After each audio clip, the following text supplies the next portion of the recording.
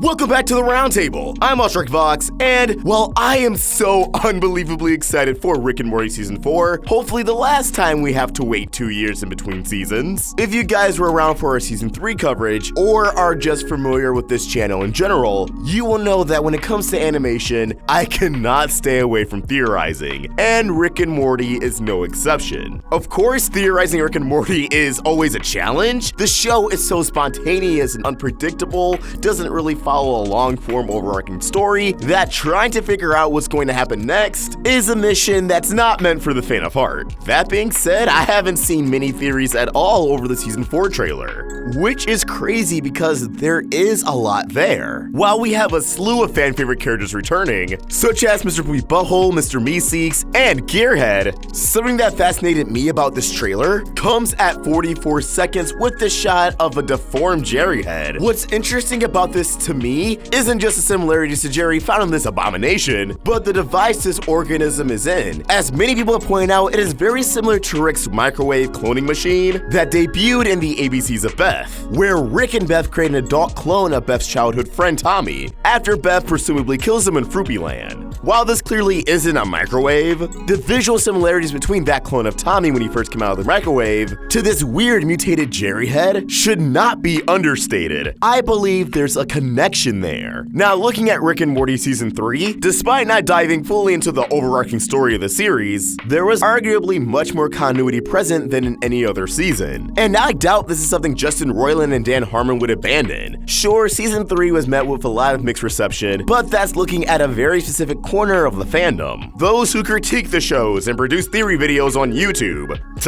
Weirdos. Imagine if they watched Steven Universe too. But as far as I can tell, the general audience loves Season 3. And keep in mind, the general audience are likely the ones that are rewatching the show over and over via Hulu and soon HBO Max. So to them, the seasons are going to start bleeding together after a certain point. Anyways, I don't see the Rick and Morty team just discontinuing the overlapping stories and continuity just because a fraction of fans didn't really enjoy the third season. If anything, it would be motivation for them to perfect that storytelling format. Even though, yes, I know Beth in the Rick Cheering and Morty date stated that the next season would be more like Season 1. But at that time, Season 4 was of course not even written, so I would definitely take that dialogue with a grain of salt. With that mindset, we have to consider that this trailer is only the first 5 episodes of the season. Everything here we're going to see over the course of 5 weeks. So seeing what could be interpreted as a failed clone of Jerry so soon after a storyline about Beth potentially cloning herself really has me speculating on the trajectory of Season 4. In particular, the further pursuit of this clone storyline, as this one simple shot got me thinking, what if this is a cloning machine, and the one trying to clone Jerry in the first place is none other than Beth? A consistent theme in Rick and Morty is running away from your problems with little to no consequence. At least not yet. Rick and Morty abandoned their Cronenberg universe. Morty tried to escape his toxic qualities. Morty and Summer crashed in a Mad Max dimension for a bit, and even now, Beth may or may not be a clone. All of these situations, even Pickle Rick, was in an effort for this family to avoid confronting their problems head on, always trying to find a workaround from reality, and of course blaming their faults on other people. So at the end of Season 3, Beth and Jerry decide to get back together, saving their marriage and finding comfort in one another. But I think anyone would agree that this seemed a bit,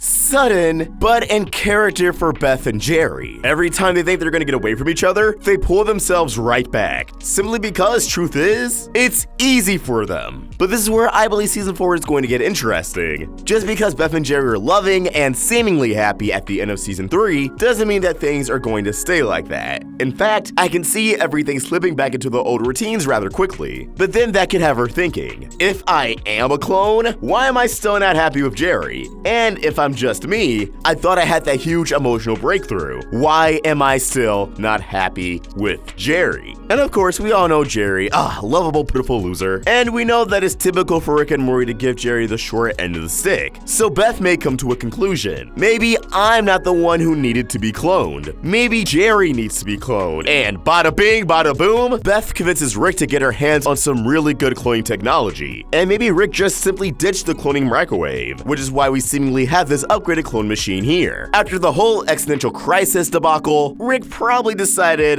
just to be safe, life, I should probably beef up the cloning machine and just iron out some details. And what better way to beta test than with Jerry? Her Jerry could after all just be left in the Jerry daycare, like all the other Jerrys who Ricks and Mortys never came back for them, while our Smith family could have a brand new Jerry, and thus, in theory, solving all of their problems. Now, another quick snippet in this trailer is actually Summer and Beth duking it out. Locked in combat. What if that's because Summer caught wind of Beth trying to clone Jerry? Summer not wanting A, her dad to be replaced, and B, Beth to run away from all of her problems, puts her foot down and confronts her mom, leading to this brawl that we see here. Although I'm not sure how it would escalate all the way to this environment, but that's Rick and Morty for ya. It looks like they're in an airport, so maybe Beth was sending Jerry off onto a plane, shoving him off to a different part of the world, and that's where Summer comes into play saying, listen bro, I know you're my mom, so I have no authority over you, but this is pretty f***ed up. And honestly, I would love to see how far this clone narrative could go, because if this is the case and they are dwelling on it, maybe it serves more importance than we realize. And maybe the cloning machine could be tied to any of the other bigger plot threads in the show, like Evil Morty or Phoenix Person, wherever he may be. Or maybe our family of Rick and Morty will become more and more displaced, Rick and Morty being from a different dimension, Beth potentially being a clone, Jerry definitely being a clone, and Summer